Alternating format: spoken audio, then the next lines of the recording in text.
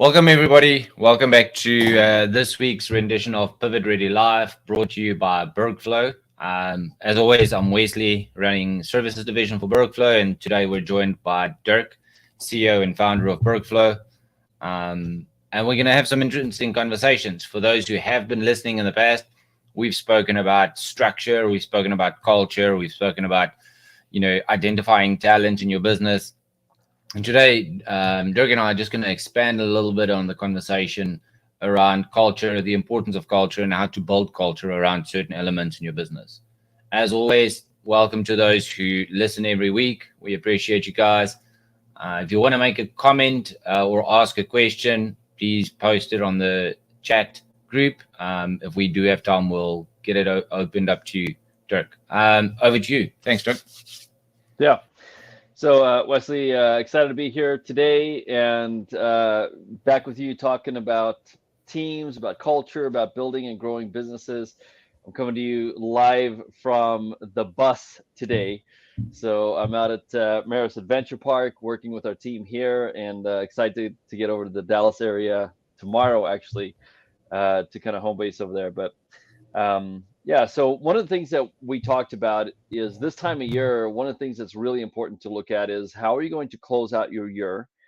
And then how are you going to start thinking about next year? And hopefully you're ready kind of at that place, right? It's the middle of November right now, but you're ready at that place where you got to be thinking about 2023. You got to be thinking about, okay, how are we going to grow our business next year? What are we going to do to be sustainable, to be viable, to be scalable next year? And right now, we are in the midst of a recession, and it looks like all indications show us that 2023 is probably going to be a tougher year overall than 2022. So that is something to consider, is that, it's not just your regular type planning going into next year. There's got to be a bigger emphasis on it's probably going to be tougher in the marketplace next year than it was this year. This year for many businesses was way tougher than last year. So we may be going kind of into our second kind of downsliding year here as far as the economy goes, but that doesn't mean that your business has to be in the same trend, right? So I think one of the things to really consider here is, as a team, what is our focus on? What is our understanding? How are we viewing where we are and where we're going? So I think that's really the basis of the conversation today, and really the first thing that I think is important to jump into when it comes to planning is, where does planning start? And for us, we use a planning system called Pathway 53, and that's something that we've designed over the last 5 years. And there's really, in our mind, there's 5 things that you have to work out, and you have to be able to work those out over the 3 divisions that we talked about, the SOG model: services, operations, and growth, right? So that's kind of where the 5-3 comes in. Like, what are the 5 things that you have to work on and really focus on in the 3 key divisions of the company? So for us, and I think most people that are out there, helping with teaching, training, coaching, and business would start with this one as well. But the first one has to be, your vision, right? Where are you? What does this look like? And unfortunately, we find that most people have a really hard time articulating their vision, and especially in business, a lot of owners have a really hard time really, one, understanding their own vision, being able to articulate it, but secondly, like, they have a hard time sharing it with their team and getting their team to buy into a bigger picture. So, Wesley, what are your thoughts around vision, and when it comes to, one, an owner understanding their vision, the entrepreneur, the founder, and secondly, the process of really getting that vision out to the rest of the leadership team? Dirk, so for me, the thoughts around vision is, it's why you're in business and why people would want to join your company. We talk about opportunity a lot in the clients that we deal with, even internally in BERGflow. We talk about opportunity, and the opportunity is why people show up. It's why people go the extra mile. It's why people decide to quit their job and come work at your company, is because they've bought into that vision. And I think the inability for people to carry the vision outside of the hiring process is where a lot of people fall flat. And then we've spoken about um, the success of having a good hiring program, having a good onboarding program, and then carrying the vision through. Because I think if people don't have the vision front of mind, it becomes very difficult for them along the way when they do go through a tough period. Like you're saying, next year might be a little bit tougher. If you don't believe in something bigger and want to be part of something bigger, I feel people tend to fall by the wayside on their commitment, how they show up, the challenges they're willing to face. And then on the personal side, I think we each have a vision that forms part of the global vision of the company. The company has a vision, and we each have a role to play in that. And unfulfilling, some sense of unfulfilling or a feeling around your personal vision is definitely going to drag down the company's vision, because again, coming back to the previous point, it's going to drag people down. Yeah, I think it's a good point, right? Because it's not just the entrepreneurs or the founder's vision that drives everything. It's that vision. And then what are your key leaders? What's their version of that vision? And of course, their version of that vision is 100% going to be tied to what they want personally in their lives, what's important to them, and how do they see getting there. So I think like that's one of the things when it comes to vision is there's different levels of vision, and there's the big global overall vision that your executives are 100% a part of. Like you cannot actually execute on it unless they have a clear sense of ownership of what that looks like, right? Because I mean, each person has to have the understanding of this is the company vision, this is my vision. How do these two things come together, and how am I going to run my division according to that vision, right? Because again, when we have the global vision, you have to break it down into what does this look like for services, operations, and growth.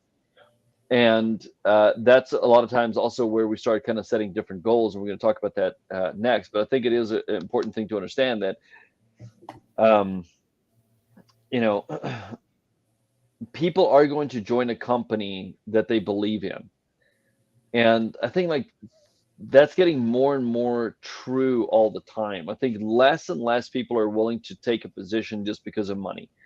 I think that there's always going to be kind of the individuals that, if they can just make more money, they don't care what they do. They're just 100% driven by money. But what I've found is that's actually a very small population, part of the population. Most people, they want to go work for a company that they believe in. They believe in the vision of the company. They believe in who this company is, what they're doing, why they're doing it, who they're doing it for, and they want to be a part of that. They want to be a part of the team.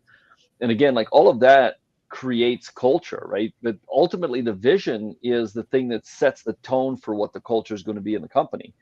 So I do think it's important that, if you're watching this and listening to this, you really got to start thinking about, okay, what do I actually see in my mind when I think about the future of my company? And I think it's powerful to start kind of down the road a little bit, maybe start 5 years down the road and say like, hey, what do I really want to see happen in 5 years? What does that look like in 3 years? What does that look like in 1 year? And really, jot down, journal, like share, the things that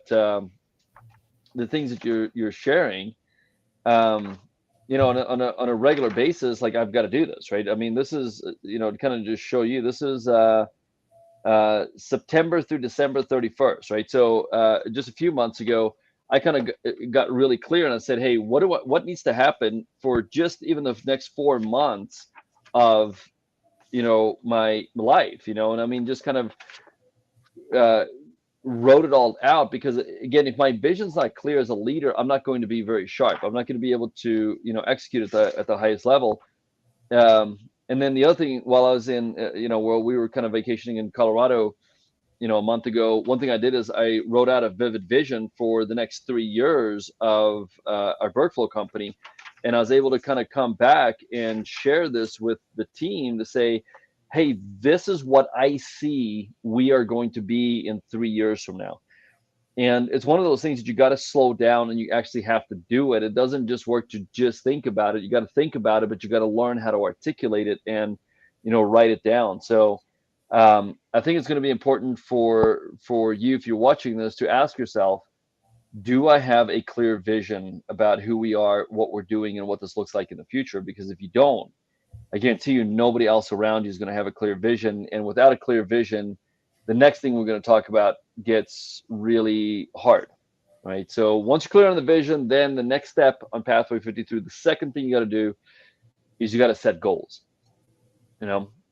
So let's talk about goals. I mean, there's so much that we've learned from a lot of different programs. And I mean, there's kind of books like 40X, books like Traction. I mean, there's a lot of different books that kind of have kind of thoughts about goal setting, and they all kind of follow the same methodology, right? Meaning that, can you set a really, really top level company goal, right? Like 4DX would call that the big BHAG, right? The big, hairy, audacious goal, right? The BHAG. And then what they do is they kind of break it down from there, and they say, well, what are the kind of big rocks that need to be reached? Like, what are the sub goals essentially, right? And I think it's a good way to do it, that if you look at what your top level company goal is, and really it needs to be one or two things. It can't be like 17 goals for the year. It's like, hey, what's our number one and or maybe our number two goal? Because the research shows that if you set one or two goals, you got a chance of reaching one or two goals. If you set 3 to 5 goals, you're going to have a chance of reaching 1 to 2 goals. If you reach 6+ goals, you're going to have a chance of reaching 0 goals, right? So the research is very clear. You're just wasting time if you're trying to accomplish 20 things. As a company, you can only have 1 or 2 top level company goals. Now the question becomes, okay, what needs to happen in each division to make that happen? So you take the top level goal, you break it down, and now each division has their 1 or 2 goals that they need to accomplish. So now you got 1 or 2, 1 or 2, 1 or 2. So I mean, you could have 4 to 6 goals now that are divisional goals, and then within the division, that goal now breaks down with the key leaders in that division to say what's their 1 or 2, 1 or 2, 1 or 2, 1 or 2 goals. So really, when you aggregate all of it, you could have company wide, you could end up with 30 goals that need to be achieved over the next year. And it's all a roll up thing, right? If these 6 goals are achieved, it makes these 1 or 2 goals happen. If these 4 to 6 goals are achieved, then it makes this top level 1 or 2 goals happen. But what that does is it sets the structure of what needs to happen activity wise and result wise in the company, so that you can reach the vision. And that's something that's really important to make sure that, like, look, if you're setting goals without tying it to a really clear vision, you're just wasting your time. Because one, the goal's not going to be important. It's not going to have any meaning. It's not going to matter if you reach it or don't reach it. But if you have a compelling vision, you're like, this is what we're doing. This is what we need to work on. This is what needs to happen this year. Then you set those things as goals, and you say, we're committed to reaching these goals. Now you've got a framework of, okay, how are we going to get there? So yeah, Wesley, I'd love to kind of get your thoughts on goals and kind of what you see working with clients and goal setting in general. So one of the things, and as you were talking about this, one of the things that for you as a business owner out there listening is you have to understand, if you get into the habit of setting 17 goals, each person that works for you also has 17 goals. And then business turns into busyness. Mm-hmm. And you fight progress. So one of the things that I always coach clients on is, what consumes your mind controls your life. And if you've got 2 goals, for your example, if you've got 2 goals that consume your mind, I need to grow my business and I need to become profitable. I need to hire more people. I need to expand in a different market. I need to top grade my business. I need to lean out my business. Whatever it is, that goal, one of those 2 hairy, audacious goals that you spoke about, those BHAG goals, if it consumes your mind, it's going to control your life. That's how you get the evidence to show up. Because you only have control over 3 things in your life: the thoughts you think, the images you visualize, and the actions you take. And if we can talk about stuff, and when we talk about vision, a lot of people think, oh, it's this nice big slogan that you put up on the wall of the company. You do it once, and everything, it kind of becomes, like it becomes like my backdrop. People don't see it, and people walk past it every day. But if vision is what drives it, you've got to ask. I read an interesting thing the other day. It's called the 5x5. If in 5 years it's not going to matter, don't spend 5 minutes on it. And if you look at what consumes your day and stuff that doing the work, going out and doing the actual transaction, cleaning a roof, installing an HVAC, if that one job, if you're only doing that job to pay your bills at the end of the month, then you're on the wrong seat of the bus. You have to ask yourself, what am I doing today that's going to yield results 5 years in the future? So that as an owner, I'm actually working on the success of my business, not keeping my business afloat. So for me, being able to get clarity around those two goals is it has to be bigger than, hey, I just want to make payroll at the end of the week. Well, you're never going to attract talent if that's your goal, right? If your goal is just to be able to kind of pay your bills, you're not going to attract top level talent. I mean, I think top level talent joins organizations that have a big enough vision where they can see themselves being successful in the wake of the success of the company, right? And I think like that's what great entrepreneurs do is they create a big enough wake to carry a lot of people on that journey.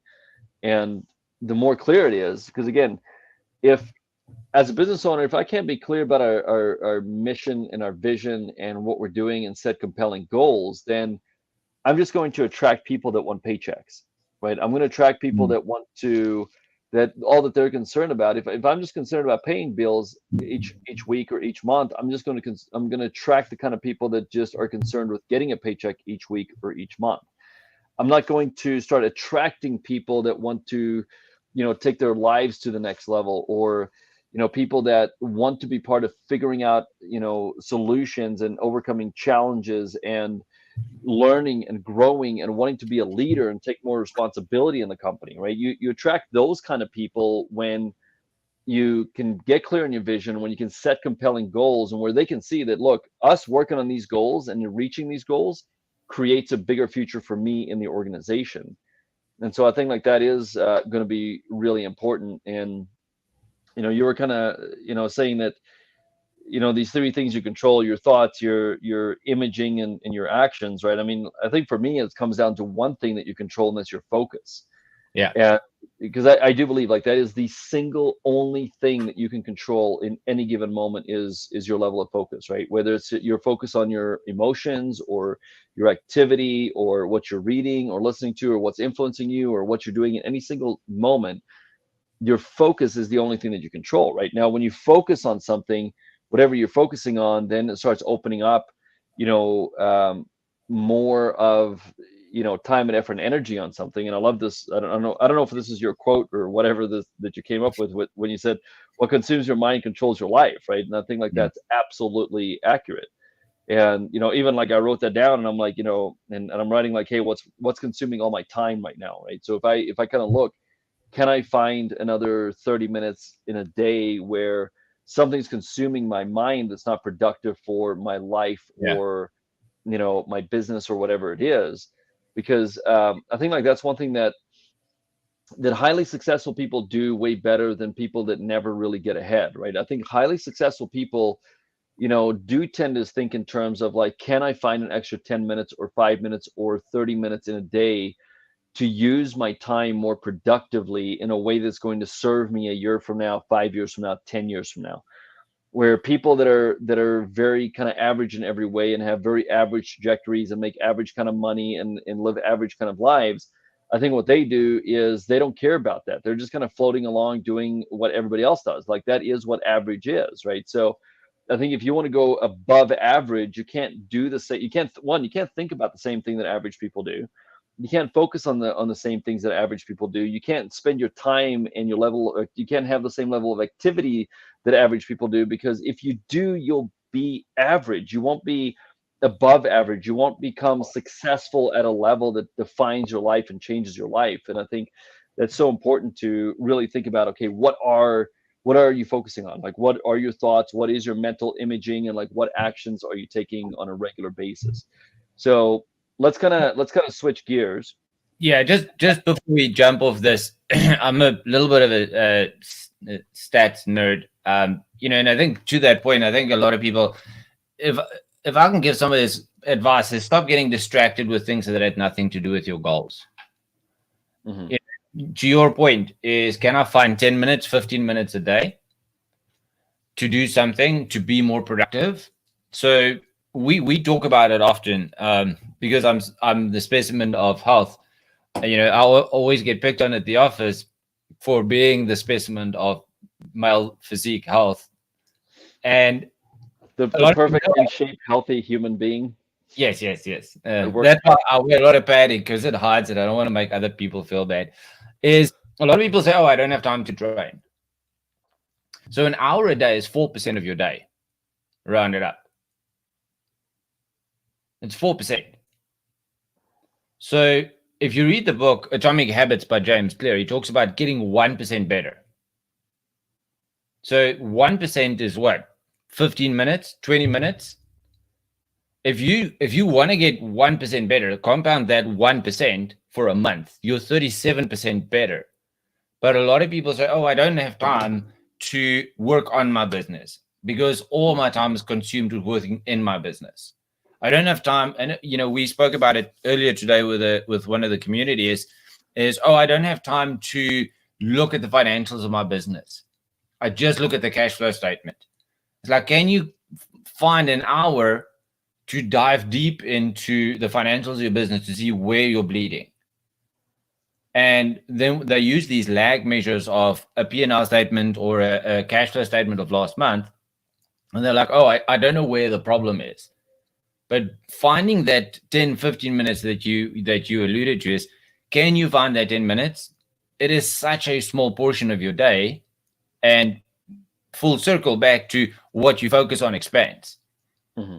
So if you know, hey, I need to fix this. My one goal is to get into a profitability state. That's what you focus on. If I want to grow my business, that's what you focus on. And anything that's not in line with those two goals shouldn't take time in your day. Yeah, but again, I think the challenge is like people don't have clear goals, right? Which means Yeah. that they don't have clear priorities, and if you don't have clear priorities, you're getting distracted by everything that doesn't have to do with your goals, right? So I think like that is thing that the getting clear on the vision, and again a compelling vision, and then setting goals that actually matter, right? Because that brings you to the next kind of phase of this, right? On the 5-step process. Number three is strategy. And that's the thing that I think a lot of people kind of miss is once you set goals, now you got to figure out how are you going to execute on those goals. Like the strategy is about the how, right? And I think that there's a lot of there's obviously a lot of buzz around kind of like the who not how type thinking, right? Meaning that Mm. find somebody that's done it before, find a mentor, find a coach, find whatever it is. I am all about that, but at the end of the day, you still have to be able to translate whatever strategy or advice or model or whatever it is that somebody else has, and you got to figure out how is it going to work for your company. You got to be able to figure that out. And again, it's not just the CEO figuring it out. It's like, look, whoever owns the goal has to figure it out, right? So um, as you go through the top level BHAG and you start breaking that down, right? The top level goal for the company, you start breaking that down. Each one of those individual executive leaders have to take ownership of that goal to be able to make it happen. But I think that the challenge here is that you have to define what your strategy is going to be to execute. Because think about this, right? We see this a lot. I'm a franchisor, and I've got this like perfect business in a box, whatever it is, and I hand it to a franchisee. Like I hand them the exact playbook, and the Mm. franchisee gets it, And if I have 200 franchisees, right, 20 of them are going to just be killing it. You're gonna have a whole bunch right here, 120, 140 people that are doing okay at some level, and then you're gonna have like 40 people that are just miserably failing at it. So just because you give somebody the strategy, just because you give somebody the how, doesn't mean that they're going to be able to implement. Like I used to be a franchise CEO for a large real estate brokerage. I actually ran two different offices, one in Houston, one in Maryland. The one in Houston had about 200 real estate agents. The one in Maryland had almost 500 real estate agents, right? But during that time, I was constantly networked with other franchise CEOs, and we would have regular calls, regular meetings, regular masterminds, all this kind of stuff. And yet, even though we all had very, very similar systems, models, training, coaching, everything available to us, there were still people that were just miserably failing when other people were killing it. And what I figured is, one, I had to figure out, okay, I had to go to the who's, the top level people, and figure out how do I do this at the highest level. But secondly, I had to be able to go back to our team, and we had to figure out as a team, how are we going to use these strategies? What does this look like for us, and where we are, and the size of our company, and all these kind of things. And I was fortunate to become one of the top 1% CEOs within that whole franchise system worldwide. But it wasn't just because it's like somebody said, oh, do this. It's like, okay, here's the strategy. Now what? How are we going to actually make this work? Like, what's the system for implementing this? How are we going to follow it? How are we going to track it? What does that look like? And how is this strategy going to help us reach these goals, right? And I think that's where a lot of people get lost. It's like, oh, let's talk about the vision. Let's set some goals. And then like, okay, we're done here.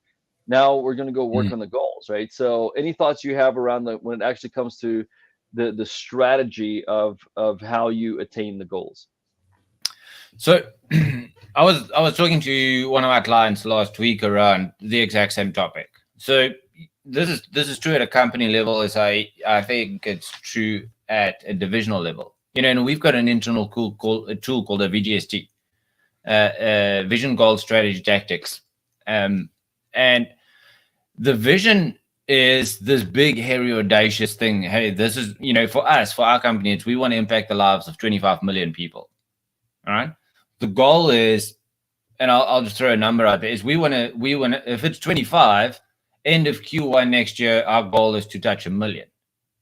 All right. The strategy is, I have strategy 1, strategy 2, strategy 3. So then I can say, okay, how am I actually going to do this? It's not just, hey, I have this goal and I'm going to add ones to, 1 plus 1 plus 1 plus 1, and I'm going to get there. The strategy is, which one, for me, the thought around strategy is, which one of these are going to give me the highest multiplier? Because I'm chasing $1 million, whether it's touching 1 million lives, whether it's making $1 million, whether it is opening up 5 more locations, whatever it is, you can decide and gauge which one of these strategies are the most successful. And then each of them will have tactics, which is the next topic. But for me, strategies is, they each have different tactics. They have different implementations, different KPIs. And, success indicators and KPIs for me are two different things. And I spoke about that a little bit last week, is the difference between a KPI and a success indicator. So I think KPIs give you data on the ground up, and then all the KPIs rolled up gives you, yes, I have a CEO dashboard. I have a success indicator. My margin is up. My profit is up. My cash flow is up. Whatever it is, that is an indicator that you're gaining ground towards that million marker that we're hypothetically talking about. Well, I think too, it's when you look at the strategy, right? I certainly think that as you're setting your strategies, you got to start thinking about, what are the level of activities, and what are the markers, right? But I mean, I think a lot of that actually comes to step 4 of what we're talking about, which is tactical execution, right? So we go from vision to goals to strategy. Like, what are the actual strategies? What's the game plan, to tactical execution? And really, the tactical execution comes down to the day-to-day and week in, week out activities that are going to drive the strategies that are going to help you realize the goals that make the vision come alive, that make you realize the vision. And when it comes to tactical execution, I think like this is one of those things that it is tactical execution is where the rubber meets the road. Now it's like us going in and we're doing what we need to do. And I do Mm. think like that's where, like call them KPIs, lead measures, whatever kind of term that you want, activities. This is where you have to decide what is the production unit of activity that's going to yield the result that help you reach your goals. Yeah. And you got to work that out, and it's got to be defined, it's got to be measurable, it's got to be tracked, and it has to be held accountable. Because Yeah. I think that's where most companies, and I mean, we get into distraction in our company. I mean, I own multiple businesses, so sometimes I'm not like all the way focused on BERGflow, and then sometimes we get lost in talking about vision and goals and strategy, and we're not locked into the tactical execution of where we should be. And what I So found, like every time we lock into tactical execution, based on, again, the right strategies, based on the right goals, based on the vision, only then do we find real momentum in the tactical execution of the day in and day out. So to that point, Dirk, is I've got clients who own, like you, multiple businesses. I've got clients who own 2 businesses. I've got clients who own 5 businesses that I coach and consult with every week. And again, each one of those businesses will have its own vision, goal, strategy, tactics. But just to backtrack a little bit on how strategies interact with tactics, is when you've got a goal, you can say strategy 1 for this goal is, what is my short-term strategy? How am I going to get that initial inertia, that movement, that forward momentum going? Strategy 2 is, I can't wait for this to happen before I implement strategy 2. So strategy 2, how are we measuring that one? Because that one's got a different set of tactics. So I'll give you, for us, we've got a strategy A, and strategy A's got tactical implementation A, B, C. Strategy 2 is a longer term, but knowing that it's a longer term, it also needs to start today, and it's got different tactics. And then the 1 year strategy, because we know the runway is so long to gain momentum, is, hey, here's the tactical stuff that needs to happen. And I think it's not one of those, it's all of those. The KPIs tells you how disciplined you are around the tactical implementation, but you need to set a success indicator to say, just because I hit the KPIs, okay, for argument's sake, I've got to make 5 phone calls a day. I make 5 phone calls. I've hit the KPI. But making 5 phone calls and converting 5 phone calls week after week after week, that becomes the success indicator. Is there a system? Is there cadence? Is there repeatability, scalability? So different things for me sits under what qualifies as a success indicator versus a KPI. Yeah, and I think again, a success indicator, right, is the result of running a KPI. Right. Yes. The indicator that shows up is the lag measure. It's the thing that says, are we on track or are we not on track? But what you got to figure out is also, what is that level of activity? What is the actual tactical thing that each team member has to go out and do every single day? And then the indicator shows us, are we on track or are we off track? Right. And obviously, when we get into the daily and the weekly execution of this, it's going to start telling our dashboard, are we on track or are we off track? And then once a quarter, we need to kind of get an offsite with the executive leadership team, talk about where we are, make adjustments on the strategy part of it that can help lead us again in the tactical execution to move us forward, right? And then obviously the last thing on this line, when we go to number 5, is actually what tools are needed. And really the tools, the way you choose your tools in business is based on how can we have really efficient tactical execution, right? But what happens is, a lot of times, when we've seen this in business, is a lot of people, they get obsessed with a shiny tool. And a tool could be anything from a CRM, a website thing, a lead funnel, a power washing rig, a manufacturing, device, a vehicle, a piece of equipment, whatever it is. Like a tool can be a wide range of things, right? A tool is just something that you use in your business that Mm, helps you be more efficient, effective, and help you gain a competitive advantage, right, at some level.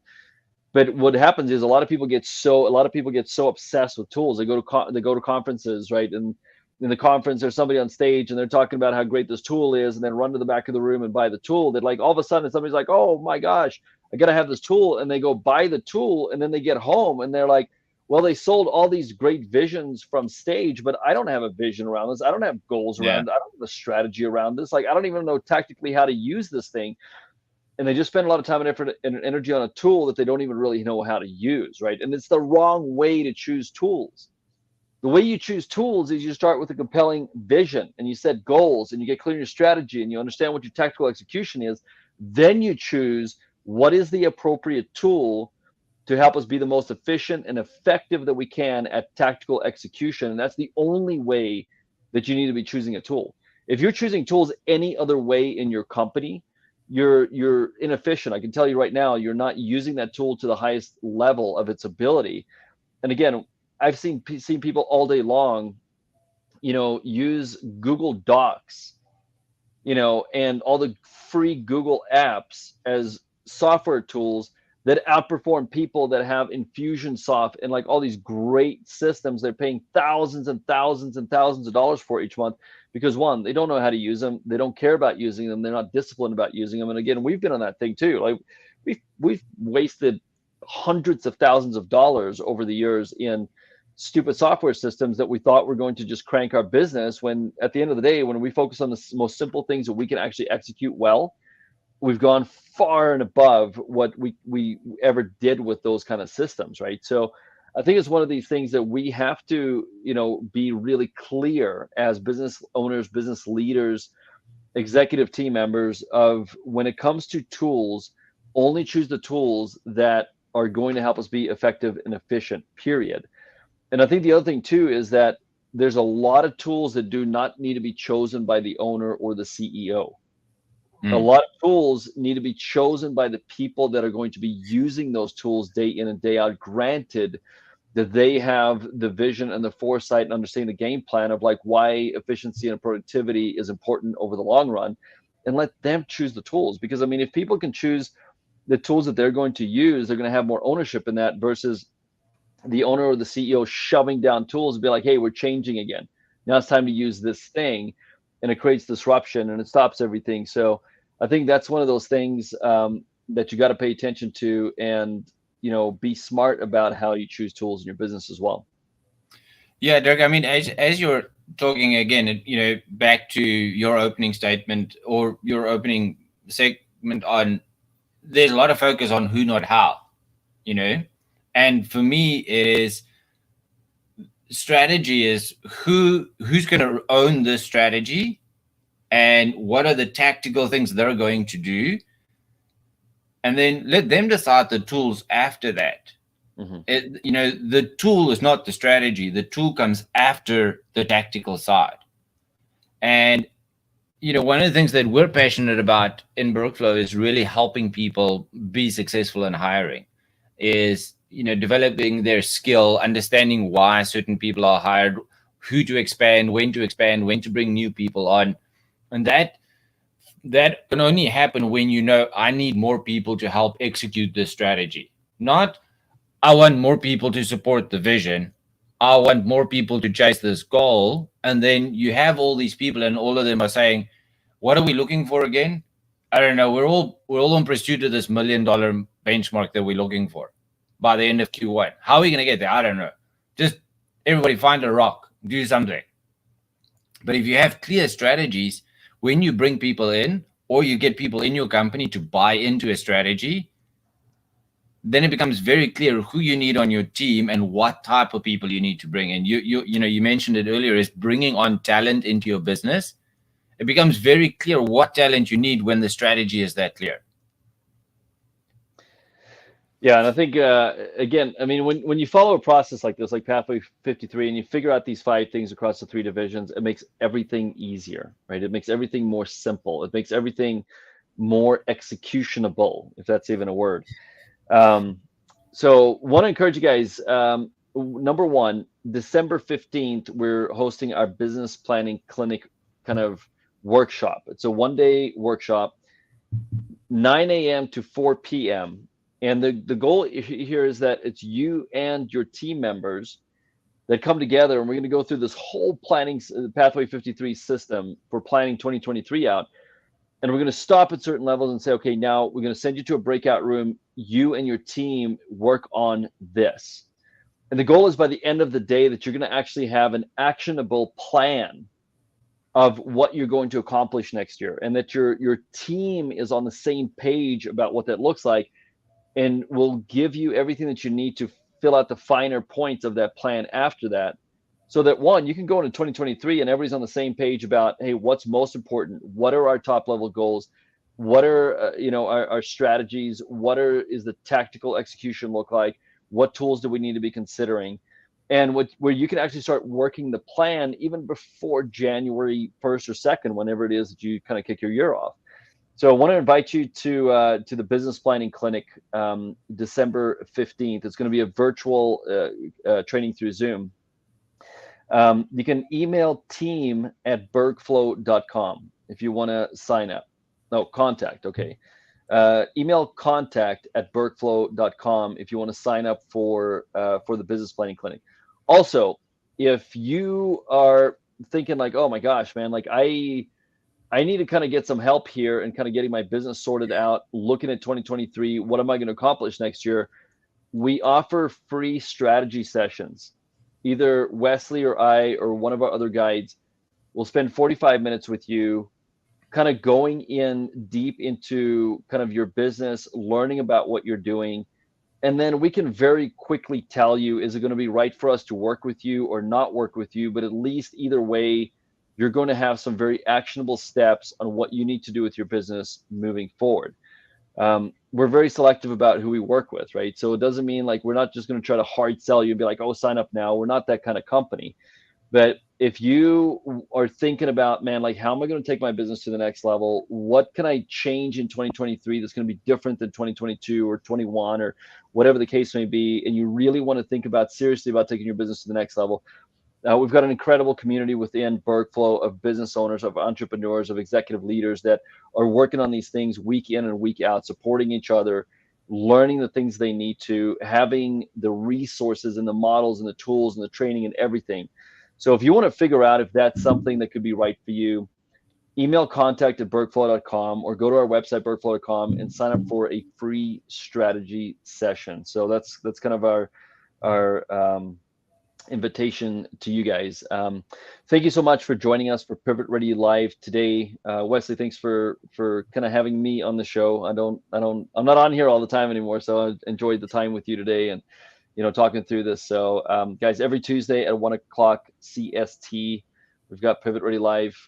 2 o'clock CST. Yes. Yeah, 2 o'clock. We've got Pivot Ready Live. So just want to invite you guys to watch that for any insights. And I mean, sometimes you may just hear one thing that kind of resonates with you that could be good for your business or your life. So we appreciate that. Westley, any kind of thoughts before we wrap up? No, just thank you to everybody that's listening. If you guys do have any questions, we'd love connecting with you guys. We work with a wide spectrum of clients. Obviously, we from service-based to manufacturing to real estate to renewable energy. We've got clients across the board. So yeah, we love connecting with business owners. We're very passionate about it. That's why we host these live sessions. We encourage you guys to share, get somebody else to have a look at it. If you want us to have a chat to somebody, just email us at contact@bergflow.com. We'll be in touch. Otherwise, we'll see you guys next week. Have an awesome week and enjoy the cold weather. Yep. Thank you. Thanks, Westley.